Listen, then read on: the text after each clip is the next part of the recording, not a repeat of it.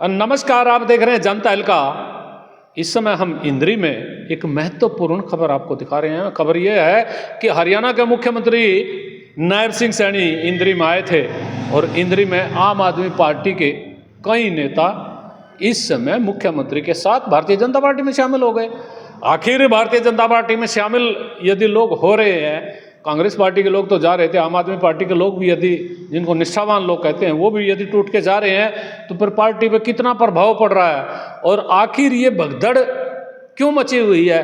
क्या कोई हरियाणा में विपक्ष में रहना नहीं चाह रहा है? यदि विपक्ष में कोई नहीं रहेगा तो फिर विपक्ष खत्म हो जाएगा क्या? बहुत सारे सवाल हैं। हम आम आदमी पार्टी के जो दो वरिष्ठ नेता इंद्री के हैं, उनसे आपकी बात भी कराएंगे, उनसे मिलवाएंगे भी। वो क्या कहना चाह रहे हैं? आखिर ये क्यों भगदड़ क्यों मची हुई है? क्या लोगों में निष्ठा की कमी है? क्या लोग स्वार्थ के वश भारतीय जनता पार्टी की तरफ बह रहे हैं? कारण क्या है? जानिएगा, आप भी सुनिएगा, देखते रहिए जनता एलका। आम आदमी पार्टी के दो वरिष्ठ नेता हमारे साथ जुड़े हुए हैं और इनसे जानेंगे। मुख्यमंत्री आम आदमी पार्टी में इंद्री में भी सेंध लगा चुके हैं और ये सेंध मारी हो रही है, तो क्या पार्टी पर इसका कितना असर हो रहा है? क्या कहना चाहेंगे नवीन जी? नमस्कार निर्मल जी, बहुत बहुत धन्यवाद आपका, आपने समय दिया और इंद्री की जनता को मेरा प्रणाम। मैं आपके चैनल का भी बहुत बहुत धन्यवाद करता हूँ कि आपके जरिए हम लोग आवाज़ अपनी उठाते रहते हैं और पहुँचाते भी रहते हैं, और आप भी समय समय पर हमारे लिए मिलना चिलना रहता है ताकि जो जनता की आवाज़ है वो भी आपके चैनल के जरिए लोगों के बीच में कहीं ना कहीं और ऊपर तक भी पहुँचती है। देखिए, ये बहुत सबका एक अपना निजी फैसला होता है। कल हमारे कुछ साथियों ने बीजेपी में शामिल हुए हैं, आम आदमी पार्टी का दामन छोड़कर। कुछ लोग करनाल में मैंने देखा कांग्रेस को छोड़कर भाजपा में शामिल हुए हैं। एक ये दौर होता है। ये आज जो है हर व्यक्ति क्या चाहता है, पक्ष में जाने की बात चाहता है ताकि वो पक्ष में जाकर कहीं ना कहीं कुछ अपने काम निकलवा सके, अपने कहीं ना कहीं जो है कोई कार्य वो हो जाते हैं उनके।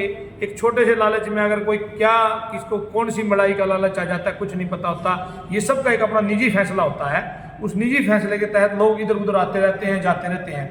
ऐसा अक्सर होता है जब भी चुनाव होता है, एक भगदड़ सी मच जाती है सभी पार्टियों में। 2014 में मैंने देखा बहुत करीब से कि कांग्रेस के बहुत बड़े बड़े नेता, राव इंद्रजीत जैसे नेता और बहुत से ऐसे बड़े नेता थे जो कांग्रेस को छोड़कर जो है भाजपा में शामिल हो गए थे। और भी ऐसे बहुत बड़े नेता थे, धर्मवीर जी थे और जो बंसीलाल के बहुत करीबी भी रहे। उन्होंने उनके खिलाफ चुनाव भी लड़ा, बाद में कांग्रेस के बहुत अपने आप को कट्टर साथी बताते थे, लेकिन भाजपा में शामिल हो गए। त्रिलोचन सिंह जी ने स्वयं मुख्यमंत्री जी के खिलाफ चुनाव लड़ा हुआ है और 2 बार खट्टर जी के सामने भी चुनाव, एक बार खट्टर जी के सामने भी चुनाव लड़ा, एक बार नायब सिंह सैनी जी के सामने चुनाव लड़ा और फिर आज कांग्रेस में शामिल हो गए। नरेंद्र सागवान जी बड़े नेता थे, इन लोगों के विधायक बनाया इन लोगों ने, फिर कांग्रेस में हुड्डा साहब के कहने से चले गए, आज फिर भाजपा में आ गए। तो इस तरह की भगदड़ जो है सबका अपना एक तो निजी फैसला होता है, या तो उस निजी फैसले से व्यक्ति उधर जाता है, या फिर क्या होता है कहीं ना कहीं ऊपर से पहले ही सेटिंग रहती है कि भाई हमें जाना है। क्योंकि भाजपा एक तरह से तो काम कर रही है, आज जनता के भरोसे ये काम जो है, ये बात जनता के ऊपर चली जाती है कि जनता क्या फैसला लेगी। बात तो जनता पे चली जाती है, लेकिन इस समय तो आम आदमी पार्टी पर बात आ रही है। हम इंद्री पे सवाल कर रहे थे और इंद्री में आम आदमी पार्टी की स्थिति इतनी ज़्यादा अच्छी नहीं थी। उनकी जो स्थिति है वो और भी ज़्यादा डगमगा गई है कि कुछ लोग जैसे कल शामिल हो गए। आखिर इनके पीछे जो यहाँ की ताकत थी आम आदमी पार्टी की, वो कितनी कमज़ोर आप लग रहा है आपको हुई है? देखिए, कोई भी साथी होता है, पेड़ से एक तना भी टूटता है तो क्या होता है, एक टहनी को काटते हैं तो कहीं ना कहीं पेड़ में जो है थोड़ा सा गैप बढ़ जाता है, पत्ते कम हो जाते हैं। देखो, नुकसान तो हर पार्टी को उसके कार्यकर्ता जाने का होता है। मैं ये नहीं कहूँगा कि कोई नुकसान नहीं होता। ये बात सिर्फ और सिर्फ भाजपा कह सकती है कि कोई आए कोई जाए, हमें फर्क नहीं पड़ता, क्योंकि वो एक अहंकार के में जी रहे हैं। लेकिन मैं अपना मेरा निजी फैसला है कि कोई भी व्यक्ति जाता है, हमारे साथी थे जो गए हैं, हमारे बहुत अच्छे साथी थे, गए हैं, हमें भी दुख है कि वो गए हैं। लेकिन देखिए, नुकसान भी हम कहेंगे कि ऐसा नहीं है कि होगा, लेकिन देखिए धीरे धीरे नुकसान की भरपाई भी होती है। और एक दौर है आज हम इस दौर से गुजर रहे हैं। इसी दौर पे संभल के चलना होता है, मजबूती से खड़े रहना होता है किसी पार्टी के साथ। आज हम लोग मेरे साथी हैं, मजबूती से हम खड़े हैं और ऐसे ही अभी तो हम यही कहेंगे कि खड़े रहेंगे। अभी तो कहेंगे खड़े रहेंगे, लेकिन कब तक खड़े रहेंगे? आप लोगों का भी कभी मन डोल सकता है, जैसे नवीन जी कह रहे थे। नहीं, प्रदीप जी, हमारा तो आज की डेट में कोई मन नहीं है, लेकिन बात ये है कि भारतीय जनता पार्टी ने माहौल इस प्रकार का बना दिया है कि लोगों के दिमाग में एक ही बात है कि भारतीय जनता पार्टी में चले जाओ और बढ़िया रहोगे। ये विपक्ष को ख़त्म करने की बात है, ऐसा नहीं होना चाहिए। हमारे जो साथी गए हैं, हमें बड़ा दुख है कि वो आम आदमी पार्टी छोड़ के गए हैं, लेकिन आम आदमी पार्टी संगठनात्मक रूप से पहले भी अपना कार्य करती रही है और आज भी अपना कार्य कर रही है। कुछ साथी चले गए हैं, कोई बात नहीं, नए साथी जुड़ेंगे और नया दौर आएगा, दोबारा पार्टी के लिए जी जान से इस प्रकार से हम अपना काम करते रहेंगे और मजबूत विपक्ष की जो भूमिका है हम निभाते रहेंगे। ये कहीं ना कहीं लग रहा है, जो दिल्ली में चुनाव हुए थे प्रदीप जी, और चुनाव में जो आम आदमी पार्टी की हार हुई, हमने पहले हरियाणा में भी देखा, जब पंजाब में सरकार बनी थी तो काफ़ी लोग आम आदमी पार्टी की तरफ भगदड़ मची हुई थी, शामिल होने के लिए होड़ लगी हुई थी। और अब हालात बहुत ही दयनीय पार्टी के हमें लग रहे हैं। क्या लग रहा है, ये जो लोगों में स्वार्थ आ गया कि कुछ राजनीतिक लोगों में भी? नहीं, देखिए, बहुत सारे लोग होते हैं राजनीति में जो सिर्फ स्वार्थ सिद्धि के लिए जो है दूसरी पार्टियों में चले जाते हैं। वो जब दोबारा उस पार्टी की लहर आती है तो दोबारा उसी पार्टी में चले जाते हैं, कहते हैं कि घर वापसी करते हैं। लेकिन आज भाजपा भी ये कहती है कि जो हमारे बागी हैं उनकी एंट्री नहीं होगी। इसी प्रकार से आम आदमी पार्टी, लेकिन भाजपा वालों की आपने बात चला दी, वो बागियों की एंट्री तो नहीं करा रहे, लेकिन धड़ाधड़ कांग्रेस तो अंदर जा रहे हैं। हाँ बिल्कुल, मैं तो कह रहा हूँ, यही बात तो मैं भी कह रहा हूँ, आप समझिए। मैं ये कह रहा हूँ कि भारतीय जनता पार्टी जो है वो अपने अंदर तो शामिल कर रही है, अपनी पार्टी के अंदर तो लोगों को शामिल कर रही है, लेकिन जो अपने लोग हैं उनके ऊपर एंट्री में बैन लगा रही है। इसी प्रकार से जो आम आदमी पार्टी को आज इस स्थिति में छोड़ के जाएंगे तो क्या कल वो अपने आप को यहाँ सही समझ पाएंगे, इस स्थिति में अपना सही समझ पाएंगे कि हाँ इसका भी दौर आएगा? तो मेरे कहने का भाव ये है कि लोग जो हैं अपने स्वार्थ सिद्धि से इन चुनाव के दौरान हमेशा इधर उधर होते रहते हैं, इनसे पार्टियों को कोई फर्क नहीं पड़ता, पार्टियां ऐसी चलती रहती हैं। और दिल्ली चुनाव की बात आपने करी थी, दिल्ली चुनाव के अंदर सभी को पता है, सभी ने देखा है कि किस प्रकार से भारतीय जनता पार्टी ने जीत दर्ज की है। मैं ये कहना चाहता हूं कि भारतीय जनता पार्टी को चुनाव के अंदर चैलेंज नहीं करना चाहिए, आज की स्थिति में तो खासकर, क्योंकि भारतीय जनता पार्टी हर स्थिति में जो है वो चुनाव जीतना चाहती है। आज आप देख लीजिए। नहीं, ये तो कोई ऐसा लग रहा है कि आपके अंदर को डर बैठा हुआ, चैलेंज नहीं करना चाहिए। तो कभी तो यहाँ तो रावण भी नहीं रहे हैं कभी। नहीं, देखिए वो बात नहीं है, चैलेंज नहीं करना चाहिए का मतलब ये है। आज इंद्री में क्या स्थिति है, एक आदमी है, उसको टिकट दे दिया गया, उसके खिलाफ कोई चुनाव लड़ने के लिए भी सही तरीके से तैयार नहीं है। आप करनाल में देख लीजिए, आप जो ये नगर पालिका का चुनाव हो रहा है, क्योंकि इन्होंने टारगेट बनाया है कि हमने ट्रिपल इंजन जोड़ना है, अपनी गाड़ी में इंजन ही जोड़ने हैं, उसमें कोई डब्बा नहीं चलाना, सिर्फ इंजन जोड़ने हैं। और इंजन जोड़ने के लिए जो दूसरी पार्टी से भी मिल रहा है, जो जीता हुआ कैंडिडेट लग रहा है, उनको शामिल कराते हैं और टिकट देते हैं और उनके साथ ये कह रहे हैं। तो आम आदमी पार्टी में भी ये हाल थे, वहाँ तानाशाही थी, किसी की सुनवाई नहीं हो रही थी। नहीं, ऐसा कुछ नहीं है। तानाशाही किस प्रकार की होती है? राजनीतिक पार्टी एक परिवार होता है, परिवार में एक मुखिया होता है, मुखिया की कोई बात होती है, वो जो कार्य करता है उनको वो माननी पड़ती है, उस नीति पे ही काम करना पड़ता है। तो आम आदमी पार्टी की जो नीतियां हैं, उन नीतियों पर वर्कर जो है इनके काम कर रहे हैं। ऐसी तानाशाही वाली बात आम आदमी पार्टी के अंदर कोई नहीं है। ऐसी आम आदमी पार्टी में नहीं है नवीन जी, तानाशाही तो नहीं है, लेकिन एक विश्वसनीयता जब नेता बार बार इधर से उधर होते हैं तो जनता में विश्वसनीयता नेताओं की कम नहीं हो रही। अब एक प्रचलन हो रहा है, आज इस पार्टी में, कल उस पार्टी में, सुबह जिस पार्टी में, शाम को दूसरी पार्टी में, ये सुबह शाम जो आना जाना लगा रहता है। क्या जनता में इससे नेताओं की छवि नहीं खराब हो रही है? देखिए, मैं तो एक बात कहूँगा कि वाकई में जो है राजनीतिक स्तर तो बहुत नीचे गिर चुका है इस तरह से, लेकिन इसके हालात कैसे पैदा हुए, इसकी जिम्मेवार कहीं ना कहीं भाजपा है। भाजपा ने जो सीधा प्रहार किया है वो हमारे संविधान पर किया है, क्योंकि भाजपा, जैसे हमारे साथी बता रहे थे कि सिर्फ जीतना चाहती है, वो खाली ईमानदारी से और वोटों से जीतना नहीं चाहती। वो अपने सारे श्याम डाम दंड भेद जो लगा सकते हैं, अपनी पावर का, अपनी शक्ति का, चाहे उन्हें दुरुपयोग करना पड़े, उस दुरुपयोग करके भी इलेक्शन को जीतना चाहते हैं। आज आप देखिए 2-1 वोटों से हमारे जो चीफ कमिश्नर जो हैं इलेक्शन कमीशन के, उनका चयन किया गया। वो मामला विचाराधीन था सुप्रीम कोर्ट के अंदर, उसके बावजूद भी जो उन्होंने संविधान पास कराया था 2-1 से, उसको जिताकर फैसला दे दिया गया। उसकी नियुक्ति तो करते उसकी आप देखिए उसकी नियुक्ति की गई। पहले क्या था, उसमें चीफ जस्टिस ऑफ इंडिया शामिल होता था नियुक्ति में। आज एक प्रधानमंत्री है, एक उसकी कैबिनेट का कोई भी मंत्री और एक विपक्ष का नेता। तो इस बात से तो साफ साफ बात होती है 2-1 से वो पहले ही जीते हुए हैं, तो फिर ये कानून बनाने की भी क्या जरूरत है, आप किसी को भी लाके खड़ा कर दे। तो ये एक तरह से संविधान के ऊपर प्रहार हो रहा है, लोगों को समझना चाहिए। जब ब्रिटिश ईस्ट इंडिया कंपनी यहाँ पर, जब ईस्ट इंडिया कंपनी इंडिया में आई तो मात्र 1500 लोग थे, और 1500 लोग लगभग 30-40 करोड़ उस समय जनसंख्या थी भारत देश की, उन लोगों को गुलाम कर गए थे। लगभग 40-50 करोड़ जनसंख्या के लोगों को जब 1500 लोग गुलाम कर सकते हैं, तो ये तो उसी कड़ी पर चल रहे हो। आज उनकी संख्या उनसे ज्यादा है, तो ये 100 करोड़ लोगों को बड़ी आसानी से गुलाम कर देंगे, और लोग समझ भी नहीं पाएंगे। जिस प्रकार से आज जनता ताली मार रही है इनके कामों पर, लोग समझ रहे हैं कि हम इनकी गुलामी का शिकार होते जा रहे हैं और उस दलदल में धंसते जा रहे हैं, और महसूस भी नहीं हो रहा है। ये महसूस तब होगा जब लोगों को इससे देखते देखते समय हो जाएगा, और इनकी जो अहंकार है और जो इनके, जब ये एक तरफा राज करने के लिए कुछ भी करने लगेंगे, लोगों का जो है शोषण करने लगेंगे, बहुत शोषण जब हद तक चला जाएगा लोग समझेंगे।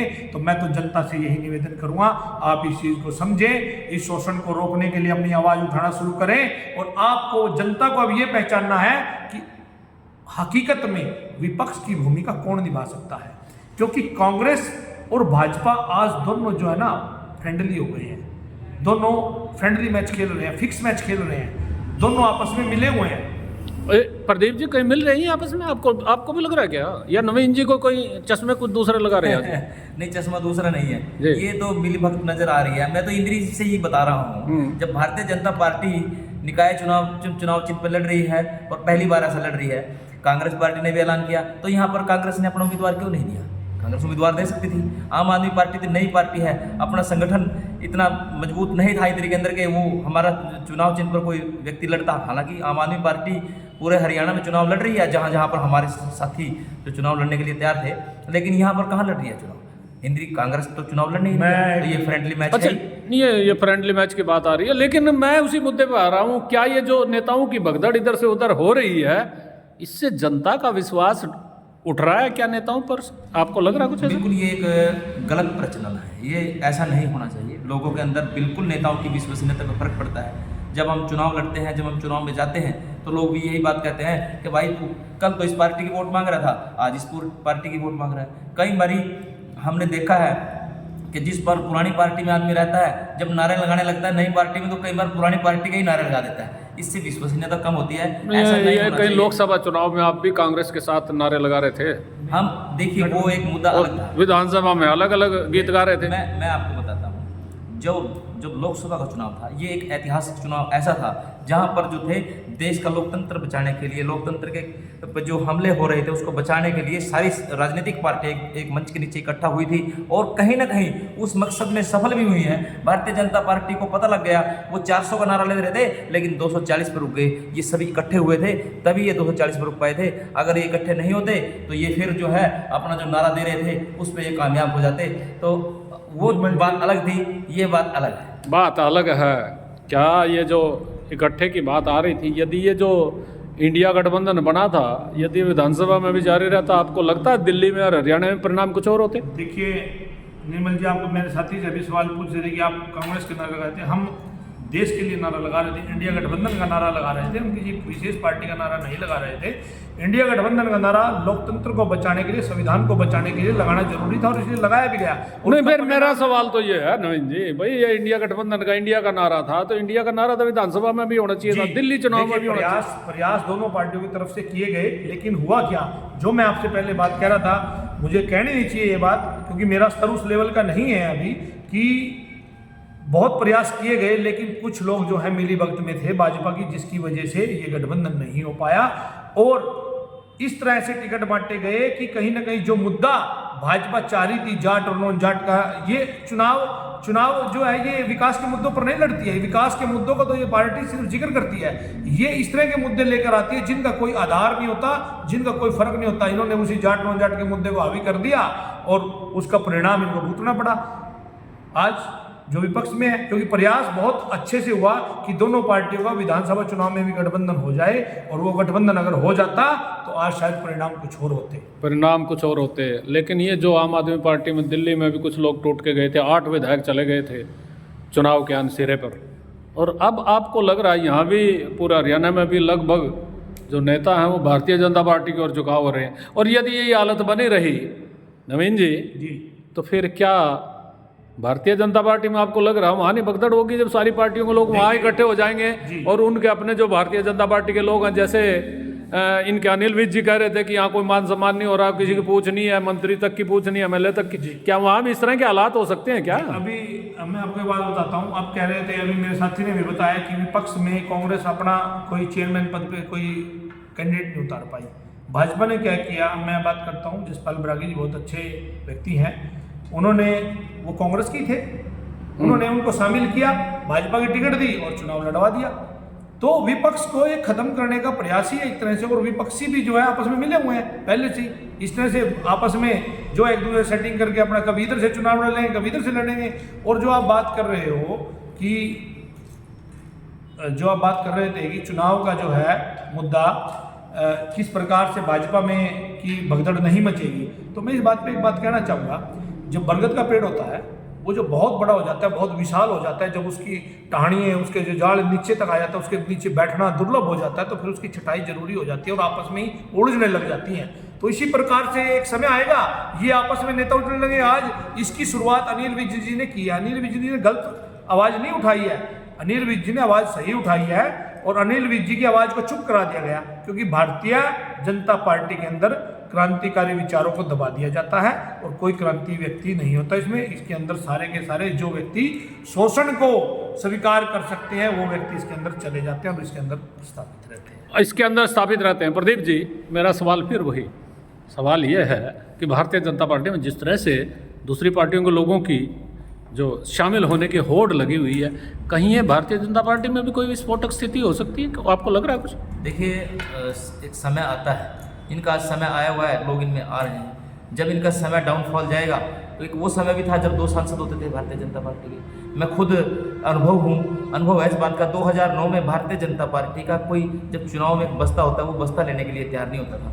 आज 2025 में 15 साल के अंदर भारतीय जनता पार्टी इतनी बड़ी पार्टी बन गई है। तो समय का चक्र है, समय घूमेगा, और ये जो लोग हैं जिस गति से इसमें आए हैं उसी गति से फिर दोबारा वापस जाएंगे। लेकिन जनता से अनुरोध है, ऐसे नेताओं की पहचान करें जो लोग चुनाव के समय दूसरी पार्टियों में जाते हैं और वहाँ से जाके जीत कर आते हैं, लेकिन अपना जो है ईमान वो खराब करते हैं। ऐसे नेताओं के खिलाफ जो है जनता हमेशा वोट करे और ऐसे नेताओं को कभी भी वोट ना दे।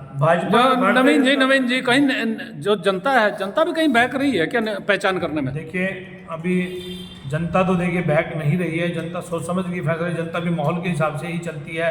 क्योंकि जनता को देखिए, जब सर्दी होगी तो कोई भी व्यक्ति सर्दियों के कपड़े पहन लेता है, गर्मी आती है तो गर्मियों के कपड़े पहनता है। मैंने आपको बताया कि केवल 2% व्यक्ति थे जिन्होंने ईस्ट इंडिया कंपनी के खिलाफ आवाज़ उठाई थी और उनको वो निरंतर उस आवाज़ को बुलंद रखा और आज़ादी हासिल करी। इस प्रकार से जनता में भी बहुत कम लोग हैं जो आवाज़ उठा रहे हैं और इस चीज़ को समझ रहे हैं। बाकी तो देखिए क्या होता है, माहौल के हिसाब से ही चलते हैं। क्या लोगों को भी सोचने की जरूरत है, जनता को भी जागरूक होने की जरूरत है क्या? बहुत ज़रूरत है। मैं तो निवेदन करता हूँ पूरे हरियाणा की जनता से, अपनी इंद्री की जनता से सर्वप्रथम निवेदन करता हूँ कि इस बात को समझना बहुत ज़रूरी हो गया है। और इस बात को अगर आप समझोगे, जितना समय रहते कोई चीज़ को समझ लिया जाए तो बहुत अच्छा रहता है। नहीं तो एक स्थिति ऐसी आ जाएगी, आने वाले समय में हमारे बच्चों के लिए रोजगार नहीं रहेगा और सोचने समझने के लिए कोई मुद्दा नहीं रहेगा। और विकास की अगर बात करेंगे तो वो आसपास में कहीं विकास नहीं दिखेगा। अभी बात कर रहे हैं आसपास क्या दिखेगा ये तो वक्त बताएगा, लेकिन इस समय जो राजनीतिक दलों में इधर से उधर जाने की होड़ मची हुई है, और इस होड़ में किसका फायदा होगा, किसका नुकसान होगा, ये तो समय बताएगा। लेकिन इस भगदड़ में विपक्ष जरूर कमजोर कहीं दिखाई दे रहा है, जो लोकतंत्र के लिए बहुत बड़ा नुकसानदेह है। देखते रहिए जनता का।